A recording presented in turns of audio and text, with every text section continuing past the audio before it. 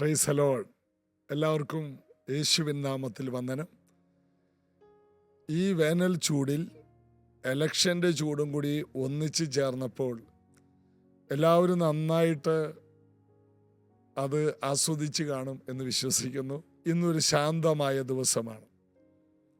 നാളെ നടക്കാൻ പോകുന്ന കേരളത്തിലെ ആ ഇലക്ഷന് വേണ്ടി മലയാളക്കര ഒന്നാകെ ഒരുങ്ങിക്കൊണ്ടിരിക്കുമ്പോൾ പ്രാർത്ഥിക്കുന്ന ദൈവമക്കളോട് പറയാനുള്ളത്, നിങ്ങളെല്ലാവരും കേരളത്തിലുണ്ടെങ്കിൽ നിങ്ങൾ വോട്ട് ചെയ്തിരിക്കണം. നിങ്ങൾക്ക് വരാൻ കഴിയുന്നവർ വന്ന് വോട്ട് ചെയ്തിരിക്കണം. അത് നമ്മുടെ അവകാശമാണ്. നിങ്ങൾ പ്രാർത്ഥിച്ച് നിങ്ങൾക്ക് നിയോഗമുള്ള ഒരാൾക്ക് നിങ്ങളുടെ വോട്ട് രേഖപ്പെടുത്തണം.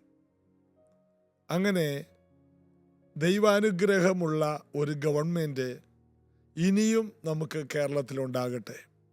ഇതുവരെയുള്ള ഗവൺമെൻറ് അവരൊത്തിരി വികസനങ്ങൾ ചെയ്തു. അവരെ ഓർത്ത് ദൈവത്തെ സ്തുതിക്കുന്നു. ഇനി അടുത്ത ഗവൺമെൻറ് ആരാണ് നമുക്കറിയില്ല. ഏത് ഗവൺമെൻറ് വന്നാലും ദൈവമക്കൾ അവരെ ബഹുമാനിക്കുകയും അവർക്ക് വേണ്ടി പ്രാർത്ഥിക്കുകയും ഒക്കെയും ചെയ്യും. അതാണ് നമ്മുടെ ദൗത്യം. അതാണ് ഈ ദിവസങ്ങളിൽ നമ്മൾ ഈ പരസ്യങ്ങളിൽ ഓരോ അനൗൺസ്മെൻറ്റുകളിൽ കേട്ടത്, ഒരു പാർട്ടി മറ്റൊരു പാർട്ടിയെ കല്ലുവാരി എറിയുക. അതെല്ലാം നമ്മൾ കേട്ടതാണ്. എങ്കിലും ആരെക്കുറിച്ച് എത്ര മോശമായി പറഞ്ഞാലും നമ്മുടെ ഉള്ളിൽ അവരെക്കുറിച്ചൊരു നല്ല ചിത്രം നമുക്കുണ്ട്. ഓരോ വ്യക്തിയെക്കുറിച്ചും ഒരു ചിത്രം നമുക്കുണ്ട്. എത്ര മോശമായി ചിത്രീകരിച്ചാലും ആ ചിത്രം നമ്മുടെ ഉള്ളിൽ നിന്നുമായില്ല. ഇനി ഒന്നുകൂടി പറഞ്ഞാൽ, മറ്റുള്ളവർ നമുക്ക് നേരെ എറിയുന്ന കല്ലുകളാണ് നാളെ നമ്മുടെ ഭവനം പണിയുവാൻ പ്രയോജനപ്പെടുന്നത്. കൂടുതൽ കല്ലുകൾ നമുക്ക് നേരെ എറിഞ്ഞാൽ വലിയ ഒരു ഭവനത്തിൻ്റെ പണി നടക്കും. വലിയ കല്ലുകളും ധാരാളം കല്ലുകളും ഒന്നിന് പുറകെ ഒന്നൊന്നായി നമുക്ക് നേരെ എറിയുമ്പോൾ ഓർക്കണം, വലിയ പണികൾ നടക്കാൻ പോകുന്നു. ഇത് കേൾക്കുന്ന ഓരോരുത്തരും അറിയണം, ഏറ്റവും കൂടുതൽ കല്ലേറ് വരുന്നവർ ഏറ്റവും വലിയ കാര്യങ്ങൾ കെട്ടിപ്പണിയാൻ പോവുകയാണ്. സൗജന്യമായി കിട്ടുന്ന കല്ലുകളാണിത്. പൈസ കൊടുത്ത് വാങ്ങാതെ എല്ലാ ദിക്കിൽ നിന്നും എല്ലാവരും കൂടി ചേർന്ന് എറിയുമ്പോൾ നമ്മുടെ നല്ലൊരു വീട് പണിയാനുള്ള കല്ല് നമുക്ക് ലഭിക്കുകയാണ്. ഈ ഒരു മനോഭാവത്തോടെ കാര്യങ്ങളെ കാണാൻ കഴിഞ്ഞാൽ നമുക്ക് നേരെ വരുന്ന വിമർശനങ്ങളെയെല്ലാം ഓർത്ത് ദൈവത്തെ സ്തുതിക്കാൻ നമുക്ക് കഴിയും. ജോസഫിൻ്റെ സഹോദരന്മാർ തനിക്ക് നേരെ എറിഞ്ഞതെല്ലാം തനിക്ക് വലിയ പണിയുടെ, ശ്രേഷ്ഠമായ ഒരു പണിയുടെ കാര്യമായി അത് തീർന്നു. അതുകൊണ്ട് സഹോദരന്മാരോട് ജോസഫ് പറഞ്ഞു, നിങ്ങൾ എൻ്റെ നേരെ ദോഷം വിചാരിച്ചു, എന്നാൽ ദൈവമോ ഇന്നുള്ളതുപോലെ അത് അനുഗ്രഹമാക്കി തീർത്തു. ഈ വാക്യം ഒരിക്കലും മറക്കരുത്. മറ്റുള്ളവർ നമ്മുടെ നേരെ ദോഷം നിരൂപിക്കുമ്പോൾ, ദോഷം ഉദ്ദേശിക്കുമ്പോൾ നമുക്കിതെല്ലാം നന്മയാക്കി മാറ്റാൻ ഒരു കർത്താവുണ്ട്. അതുകൊണ്ട് എന്നെ അവരങ്ങനെ പറഞ്ഞു, ഇങ്ങനെ പറഞ്ഞു എന്ന ഒരൊറ്റ കാരണം കൊണ്ട് ആരും മടുത്തു പോകരുത്. എല്ലാം നന്മയാക്കി മാറ്റാൻ കഴിയുന്ന ഒരു കർത്താവ് നമുക്കുണ്ട്. അതുകൊണ്ട് കർത്താവിൽ നമുക്ക് ആശ്രയിക്കാം. നമുക്ക് റോമാലേഖനത്തിലേക്ക് വരാം. 3-ാം അധ്യായത്തിൽ 25-ാം വാക്യം, വിശ്വസിക്കുന്നവർക്ക് അവൻ തൻ്റെ രക്തം മൂലം പ്രായശ്ചിത്തമാകാൻ ദൈവം അവനെ പരസ്യമായി നിർത്തിയിരിക്കുന്നു. ദൈവം തൻ്റെ പൊറുമയിൽ മുൻകഴിഞ്ഞ പാപങ്ങളെ ശിക്ഷിക്കാതെ വിടുക നിമിത്തം തൻ്റെ നീതിയെ പ്രദർശിപ്പിപ്പാൻ താൻ നീതിമാനും യേശുവിൽ വിശ്വസിക്കുന്നവനെ നീതീകരിക്കുന്നവനും ആകേണ്ടതിന് ഇക്കാലത്ത് തൻ്റെ നീതിയെ പ്രദർശിപ്പിപ്പാൻ തന്നെ അങ്ങനെ ചെയ്തു. ദൈവം തൻ്റെ നീതിയെ പ്രദർശിപ്പിച്ചു. നമ്മൾ ചെയ്ത പാപങ്ങളെ ശിക്ഷിക്കാതെ വിടുക നിമിത്തം. എങ്ങനെ? യേശുവിൽ വിശ്വസിക്കുന്നവർക്ക് സൗജന്യമായ വിടുതൽ, അതിനുവേണ്ടി നീതിയെ പ്രദർശിപ്പിപ്പാൻ ദൈവത്തിന് പ്രസാദം തോന്നി. അപ്പോൾ നീതി എന്നുള്ളത് കാൽവരി ക്രൂശിലൂടെ നമുക്ക് ലഭിച്ച വലിയ ഒരനുഗ്രഹമാണ്. ദൈവം അതിനെ പ്രദർശിപ്പിച്ചു. അന്നത്തെ രാജാക്കന്മാരും നേതാക്കന്മാരും വിചാരിച്ചത് അവർ യേശുവിനെ ശിക്ഷിച്ച് മരത്തിൽ തൂക്കിയിട്ടിരിക്കുന്നെന്നാണ്. അവൻ അരുതാത്തതൊക്കെ ചെയ്തതുകൊണ്ട് അവന് കിട്ടിയ ശിക്ഷയാണെന്നാണ് എല്ലാവരും വിചാരിച്ചത്. അവൻ നീതിമാനാണെന്ന് ക്രൂശിലെ ഒരു കള്ളൻ പറഞ്ഞു. എന്നിട്ട് കള്ളൻ പറഞ്ഞു, കർത്താവേ, നീ രാജ്യത്വം പ്രാപിക്കുമ്പോൾ എന്നെ ഓർക്കണേ. അവന് മനസ്സിലായി അരുതാത്തതൊന്നും ഇവൻ ചെയ്തിട്ടില്ല. അരുതാത്തതൊന്നും ചെയ്യാതെയും ക്രൂശിക്കപ്പെടുന്നവരുണ്ട്. ഇന്ന് സമൂഹത്തിൽ അങ്ങനെ ഒത്തിരി പേരുണ്ട്. യാതൊരു തെറ്റും ചെയ്യാതെയും ക്രൂശിക്കപ്പെടുന്നു. നമ്മൾ നമ്മുടെ ജീവിതത്തിൽ ഉപയോഗിക്കുന്നൊരു വാക്കാണ് വെറുതെ എന്നെ ക്രൂശിക്കുകയാണ്, വെറുതെ ക്രൂശിച്ചു കൊണ്ടിരിക്കുകയാണ്. ആ വാക്കുണ്ടായത് തന്നെ യേശു കർത്താവിൽ നിന്നാണ്. വെറുതെ ക്രൂശിച്ചു എന്ന് ലോകം മുഴുവൻ പറയുന്നു. നിരീശ്വരവാദികൾ ഈ വാക്കെടുക്കാറുണ്ട്, എല്ലാ മതസ്ഥരും ഈ വാക്കെടുക്കാറുണ്ട്. വെറുതെ എന്നെ ക്രൂശിക്കുന്നു. എന്നാൽ വാസ്തവത്തിൽ നമ്മെ മറ്റുള്ളവർ ക്രൂശിക്കുന്നതിന് എന്തെങ്കിലും ഒരു കാരണമുണ്ടാകും. എന്നാൽ യേശുവിനെ ക്രൂശിക്കാൻ ഒരു കാരണവും ഉണ്ടായില്ല. എന്നിട്ടും യേശു ക്രൂശിക്കപ്പെട്ടു. എന്തുകൊണ്ട്? ദൈവം തൻ്റെ നീതിയെ പ്രദർശിപ്പിപ്പാൻ അങ്ങനെ ചെയ്തു. യെശയ്യാവ് 53:10 അവനെ തകർത്ത് കളയുവാൻ ദൈവത്തിന് ഇഷ്ടം തോന്നി. എന്തുകൊണ്ട്? ദൈവം യേശുവിൽ കണ്ടത് നമ്മെയാണ്. യേശു മരത്തിൽ തൂങ്ങിക്കിടക്കുമ്പോൾ നമ്മൾ എല്ലാവരും ആ മരത്തിൽ തൂങ്ങിക്കിടക്കുന്നത് പിതാവിനെ കാണാൻ കഴിഞ്ഞു. യേശു സ്വന്തം പാപത്തിന് വേണ്ടിയല്ല മരത്തിൽ തൂങ്ങിയത്, നമ്മുടെ ഓരോരുത്തരുടെയും പാപത്തിന് വേണ്ടിയാണ്. അതുകൊണ്ട് യേശു ക്രൂശിൽ തൂങ്ങിക്കിടക്കുമ്പോൾ പിതാവാം ദൈവം കാണുന്നത് നമ്മെ ഓരോരുത്തരെയുമാണ്. നമ്മുടെ പാപിയായ മനുഷ്യനെ ക്രൂശിൽ തറച്ചിട്ടിരിക്കുന്ന കാഴ്ചയാണ് സ്വർഗസ്ഥനായ പിതാവ് കാണുന്നത്.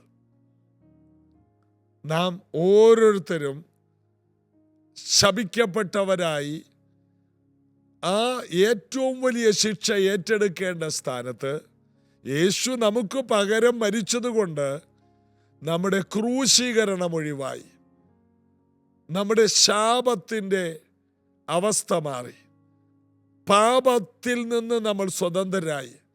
അതുകൊണ്ട് നമ്മൾ ക്രൂശിൽ കയറാതെ യേശുവിനെ ഒന്ന് വിളിച്ചു, കർത്താവേ എന്നെ സഹായിക്കണമേ. യേശുവിൻ്റെ അടുക്കൽ വരുന്നവർക്കെല്ലാം പാപപരിഹാരമുണ്ട്. ഇന്നിത് കേൾക്കുന്ന ഓരോ വ്യക്തികളും നിങ്ങൾ ചെയ്ത 1000 പാപങ്ങൾ, തെറ്റുകൾക്ക് ഒരുവൻ ക്രൂശിൽ മരിക്കുകയാണ്. അതുകൊണ്ട് നിങ്ങളുടെ അവസരം പാഴാക്കരുത്. നിങ്ങൾ രക്ഷിക്കപ്പെടുവാൻ, അതായത് നിങ്ങൾക്ക് വരാൻ പോകുന്ന നിങ്ങൾ ചെയ്ത ശിക്ഷ, പാപത്തിൻ്റെ ശിക്ഷ നിങ്ങൾ അനുഭവിക്കാതിരിക്കാൻ നിങ്ങൾ രക്ഷിക്കപ്പെടണം. രക്ഷിക്കപ്പെടുക എന്ന വാക്കിൻ്റെ അർത്ഥം നിങ്ങൾക്ക് വരാൻ പോകുന്ന അന്തിമ ന്യായവിധിയിൽ നിന്ന്, ശിക്ഷയിൽ നിന്ന് നിങ്ങൾ പുറത്തു വരാൻ യേശുവേ എന്ന് വിളിക്കണം. അത് തന്നെയാണ് 2-ാമത്തെ സങ്കീർത്തനത്തിൽ പറയുന്നത്. നിങ്ങൾ വഴിയിൽ വെച്ച് പട്ടുപോകാതിരിപ്പാൻ പുത്രനെ ചുംബിക്കുക.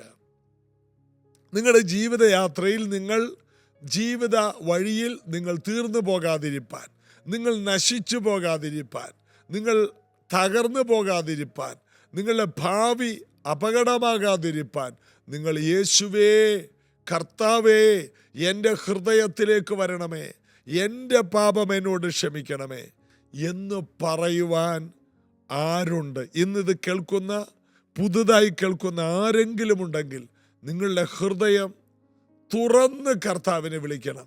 കർത്താവിൻ്റെ നാമത്തെ വിളിച്ചപേക്ഷിക്കുന്ന ഏവനും രക്ഷിക്കപ്പെടും. അതിലൊരു മതത്തിൻ്റെ പേര് പറയുന്നില്ല, വലിയവർ ചെറിയവരെന്ന് പറയുന്നില്ല.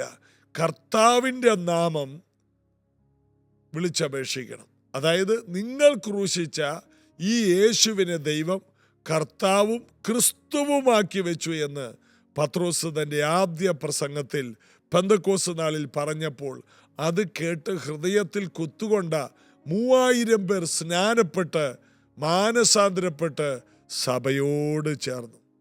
ഞങ്ങൾ എന്ത് ചെയ്യണം?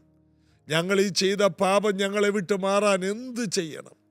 നിങ്ങൾ ഓരോരുത്തർ നിങ്ങളുടെ പാപങ്ങളുടെ മോചനത്തിനായി യേശു ക്രിസ്തുവിൻ്റെ നാമത്തിൽ സ്നാനമേൽപ്പിൻ, എന്നാൽ പരിശുദ്ധാത്മാവെന്ന ദാനം ലഭിക്കും എന്ന് പറഞ്ഞ് യഹൂദന്മാർ 3000-ഓളം പേർ അങ്ങനെ പറഞ്ഞപ്പോൾ മുട്ടുകുത്തി.